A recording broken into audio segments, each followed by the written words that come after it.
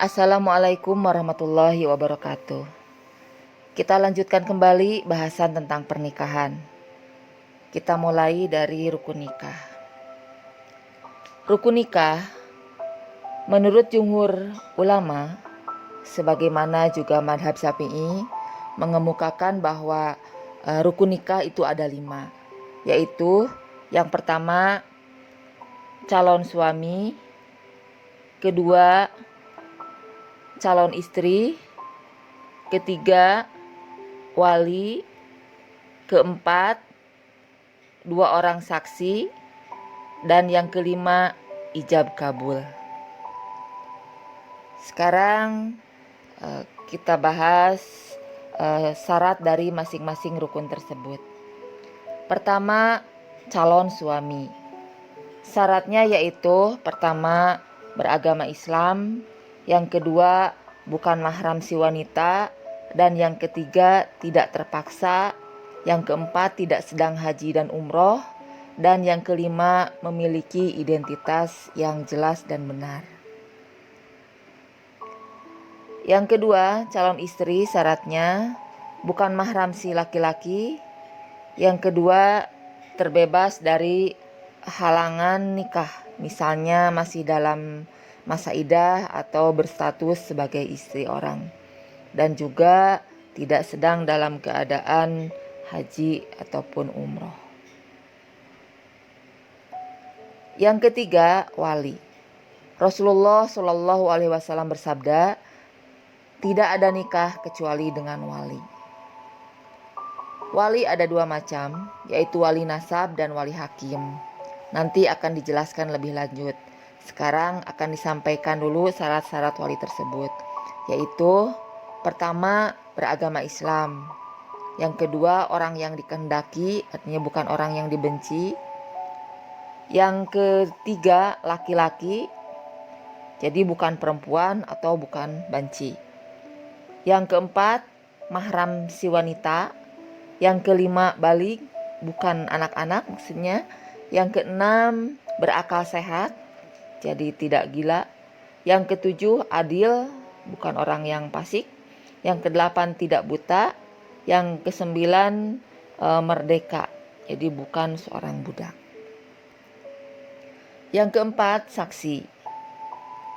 Allah berfirman dalam Al-Quran surat At-Tolak ayat 2, dan persaksikanlah dengan kedua orang saksi yang adil di antara kalian.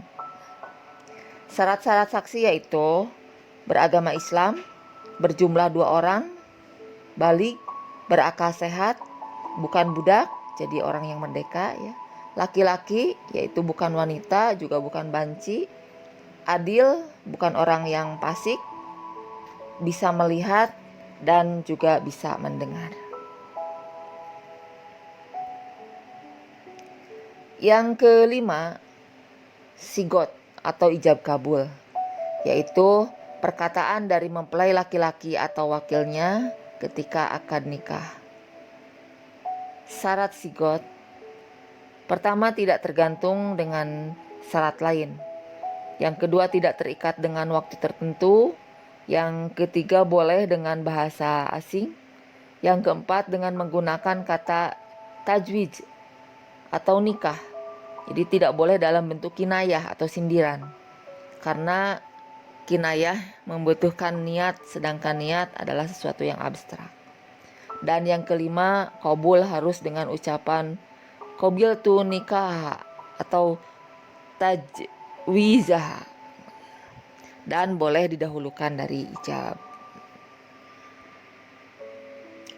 Tadi sudah disebutkan bahwa wali itu ada 2 macam, yaitu wali nasab dan wali hakim. Wali nasab yaitu wali yang ada hubungan darah dengan urutan sebagai berikut. Pertama, ayah kandung, yang kedua kakek atau ayah dari ayah, maksudnya jadi kakek dari pihak ayah.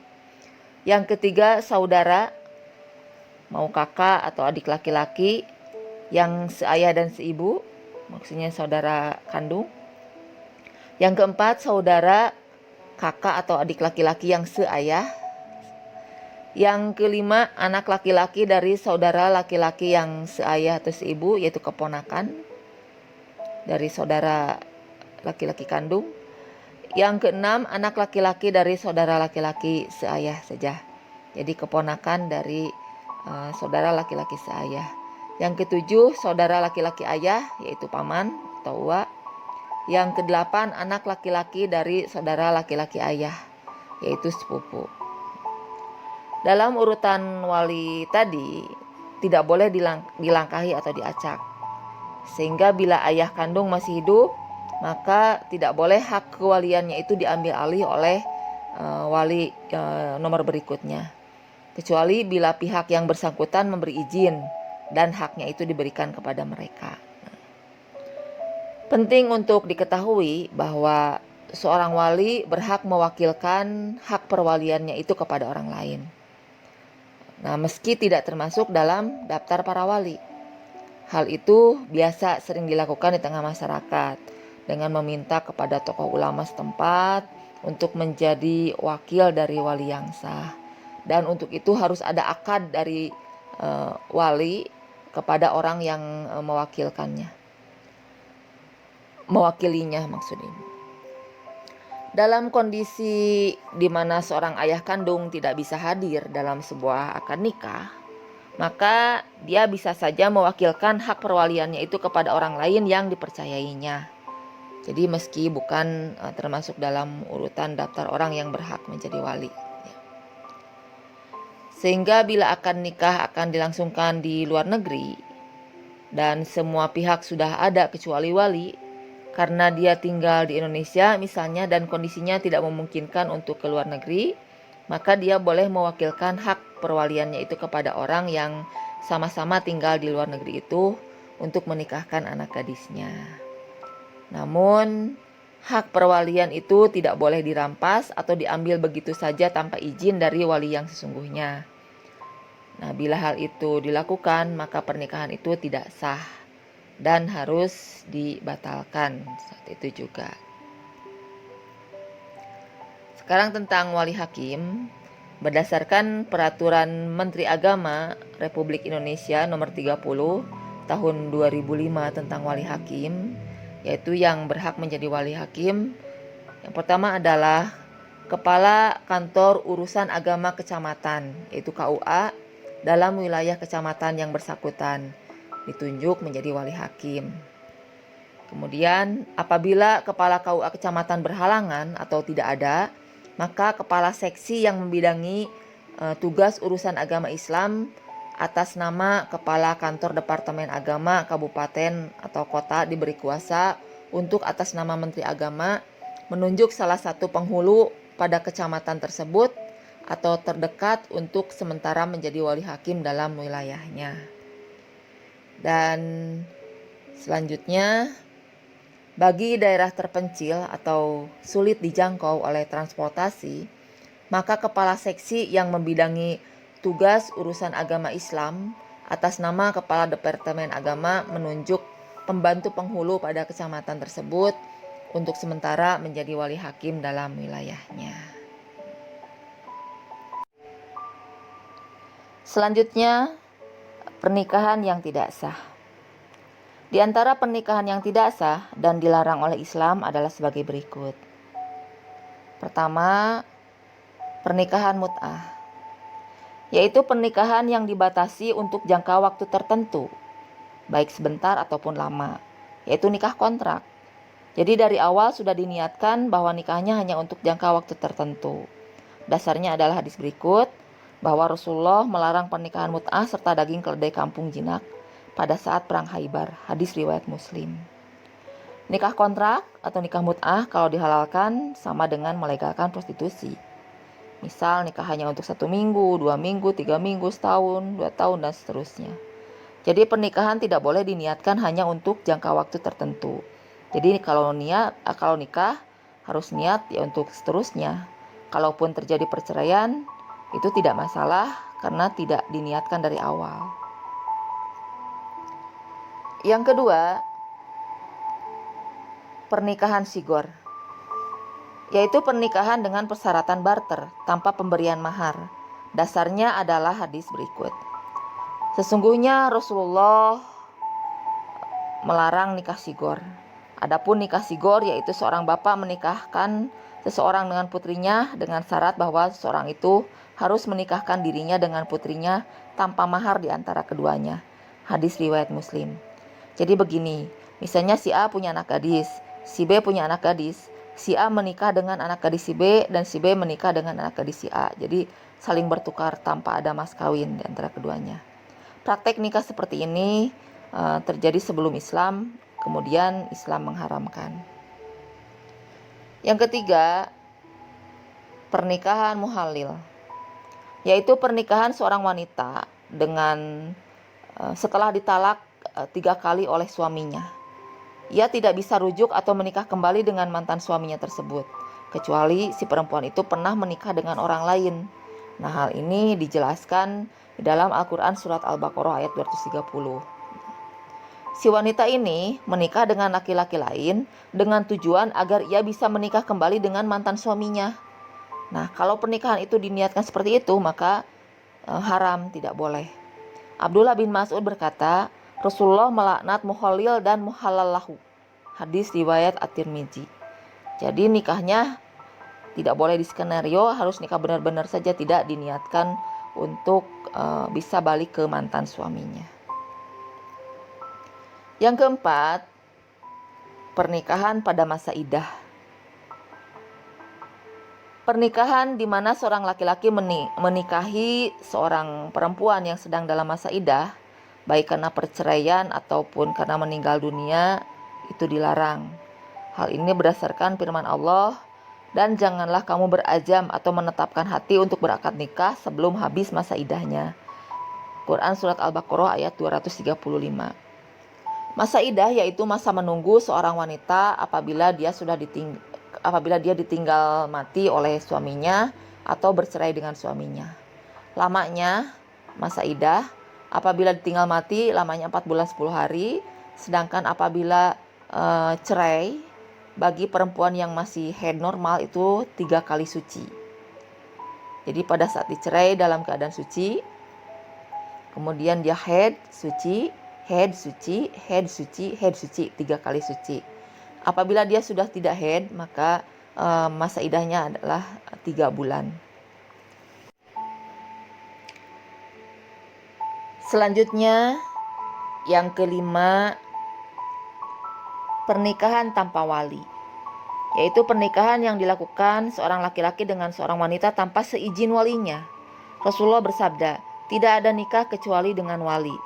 Tadi sudah dijelaskan bahwa nikah harus seizin wali dan tidak boleh dilangkahi atau diacak. Beberapa waktu lalu banyak terjadi kasus pernikahan tanpa sepengetahuan orang tuanya atau walinya. Nah, ini banyak terjadi dulu di kalangan mahasiswa yang kos jauh dari kampung halamannya. Tiba-tiba dia katanya sudah menikah, dan katanya yang menikahkannya orang yang disebutnya ustadz atau entah siapa. Katanya dengan dalih wali hakim. Tadi sudah dijelaskan siapa itu wali hakim, dan tidak boleh wali hakim kalau ada wali nasab. Nah, praktik seperti ini tidak benar, tidak sah nikahnya. Jadi sama saja dengan berzina. Yang keenam, pernikahan beda agama. Berdasarkan firman Allah, dan janganlah kamu menikahi wanita-wanita musyrik sebelum mereka beriman. Sesungguhnya wanita budak yang mukmin lebih baik dari wanita musyrik walaupun dia menarik hatimu. Quran surat Al-Baqarah ayat 221. Dalam Musyawarah Nasional 2 MUI nomor 5 Kep Munas 2 tahun 1980 dijelaskan bahwa perkawinan antara laki-laki muslim dan wanita kitabiah, yaitu Yahudi atau Nasrani, setelah mempertimbangkan bahwa madaratnya atau mafsadatnya itu lebih besar daripada maslahatnya, sehingga ditetapkan hukumnya haram. Yang ketujuh, menikahi mahram, baik mahram untuk selamanya, mahram karena pernikahan atau karena sepersusuan. Yang kedelapan, pernikahan orang yang ihram. yaitu pernikahan orang yang sedang melaksanakan ihram haji atau umroh sebelum memasuki waktunya tahallul. Rasulullah bersabda, orang yang sedang melakukan ihram tidak boleh menikah dan menikahkan. Hadis riwayat Muslim. Selanjutnya, kewajiban suami istri. Dengan berlangsungnya akad pernikahan, maka memberi konsekuensi adanya hak dan kewajiban suami istri yang mencakup 3 hal, yaitu kewajiban bersama timbal balik antara suami dan istri, kewajiban suami terhadap istri, dan kewajiban istri terhadap suami. Sekarang kewajiban timbal balik antara suami dan istri, yaitu yang pertama, timbulnya hubungan mahram di antara keduanya, sehingga istri diharamkan menikah dengan ayah suami dan seterusnya hingga garis ke atas, juga dengan anak dari suami, maksudnya anak tiri, dan seterusnya hingga ke bawah walaupun setelah mereka bercerai. Demikian sebaliknya berlaku pula bagi suami. Yang kedua, berlakunya hukum pewarisan di antara keduanya. Yang ketiga, dihubungkannya nasab anak mereka dengan suami. Yang keempat, berlangsungnya hubungan baik antara keduanya dengan berusaha melakukan pergaulan secara bijaksana, rukun, damai, dan harmonis. Dan yang kelima, menjaga penampilan lahiriah dalam rangka merawat keutuhan cinta dan kasih sayang di antara keduanya. Kewajiban suami terhadap istri. Yang pertama, memberi mahar atau mas kawin. Memberi mahar adalah wajib hukumnya. Madhab Maliki bahkan memasukkan ke dalam rukun nikah. Sementara para fuqaha yang lain memasukkan mahar itu ke dalam syarat sahnya nikah, dengan alasan bahwa pembayaran mahar boleh ditangguhkan. Makanya tadi dalam pembahasan tentang rukun nikah, mahar atau mas kawin ini tidak dimasukkan, karena mahar itu boleh dihutang. Jadi sah saja nikahnya pada saat itu tanpa memberikan mahar pada saat akad nikah, tetapi mahar tetap harus dibayar. Yang kedua, memberi nafkah, yaitu pemberian nafkah untuk istri demi memenuhi keperluan berupa makanan, pakaian, perumahan, termasuk perabotnya, termasuk juga pembantu rumah tangga dan sebagainya, sesuai dengan kebutuhan dan kebiasaan yang berlaku pada masyarakat di sekitar dan yang pada umumnya gitu. Yang ketiga, memimpin rumah tangga. Dan yang keempat, membimbing dan mendidik anak dan istri. Selanjutnya, kewajiban istri terhadap suami. Pertama, taat kepada suami. Ketaatan istri kepada suami hanya dalam hal kebaikan. Jika suami meminta istri untuk melakukan sesuatu yang bertentangan dengan syariat Allah, maka istri harus menolaknya. Jadi tidak ada ketaatan kepada manusia dalam kemaksiatan kepada Allah.